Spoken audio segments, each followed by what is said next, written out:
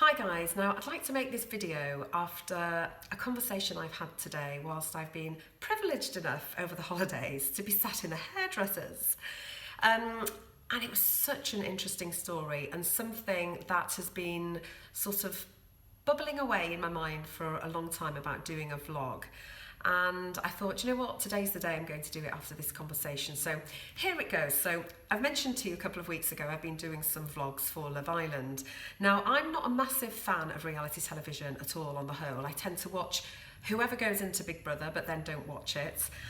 And other than that, I've never really watched any reality. Some might say, well, yes, you have. You love Strictly. And I know it is and it isn't reality, isn't it? It's not looking at people's lives 24/7. That's what I think reality television is. So the only thing I've seen, sort of the goings in of Big Brother, and last year was my very first Love Island. I became totally addicted. And the reason I started watching that is because within our family, we had quite a lot of ill health. And my mum in particular was carrying the brunt of it all. So I said to her, you know, let you and I watch Love Island. It's pure escapism. It's switch your brain off TV. We'll laugh, we'll giggle. And I wanted to be able to just have a chat about something other than all the dramas and dilemmas that were going on in our life with my mum. And you know what? It worked wonderfully for us. So this year I began watching it again. And then marvellously got asked to do some vlogs on it, and it's been so interesting, such an interesting journey, because the gentleman who's put all the mental health details in place, providing therapy for all the contestants, has made groundbreaking changes, and it looks like hopefully by the end of the year it will become law within those kinds of environments to have the contestants receive all this therapy. And we've already seen, you might not have watched Love Island, but at least half a dozen of the contestants using that therapy, and if it wasn't for the therapy, maybe they wouldn't be in a good way, shall we say. Obviously 2 lives were lost last year due to suicide, so it's serious stuff. So the link between that and today is that when I've talked to people about Love Island and me watching it, I've had a really mixed opinion. And it's amazing how so many people can get so forthright, so angry, so opinionated over a show they have either not watched or a show they don't like but they judge you because of it.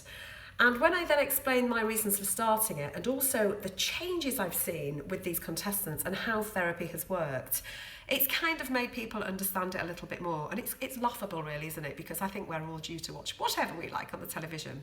But it linked me to this.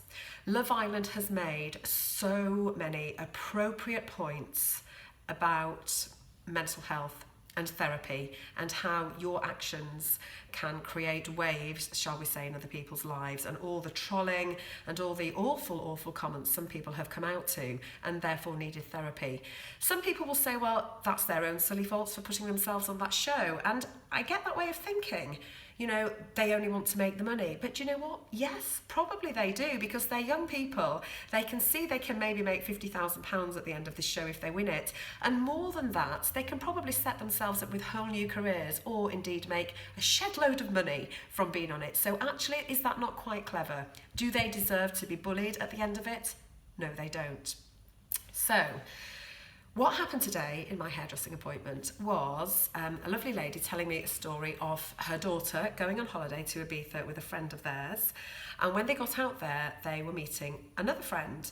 And the other friend was exquisitely beautiful, to the extent of them being harassed wherever they went. Literally, the girls were harassed. And it resulted in this poor girl's father flying out from the UK to save the situation, because they ended up locked indoors because of this girl's sheer beauty. Comments I don't really want to talk about here, but an awful situation. It ruined the holidays. It's actually created a lot of issues now for this young girl. And I just thought, how very interesting is that? Because we watch things like Love Island with beautiful people on all the time. But actually, what does beauty always bring? So there's my question to you now. I'd love to know your thoughts. I think it's something we need to educate our children on. And that sounds quite a harrowing story.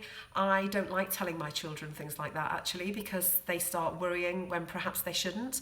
But equally, the other side of me thinks perhaps they should realise that these are the kind of things that do happen when we put the emphasis in the wrong places. So there's an example of how beauty is beautiful, yes, but look at what else it can create, something that's actually quite ugly. So there's my thoughts. Love to know what you think. Maybe it's a point for you to share that story. If you've got children growing up in their teenage years and they think it's all about image and they think that everybody looks like those off Love Island, well, no, they don't. I've had to say that to my 9-year-old boy. I show you snippets of this, Finley, because it's interesting and there's certain points I've wanted to make and he's found really funny and also interesting. But I have always said, I just want you to know, this is not normal. People don't walk around with their hair down and full makeup on with physiques like that in real life. So let's not put ourselves up there and thinking that this is the normal and this is the way we all have to look, because it isn't. And actually, we have a beautiful girl here who couldn't go out of her own apartment because of her beautiful, exquisite looks. She was in a frightening place, a place she didn't even want to come out of her own room. So food for thought. Love to know what you think, and maybe it's something you'll share with your young children, young growing up adults. All right, bye for now.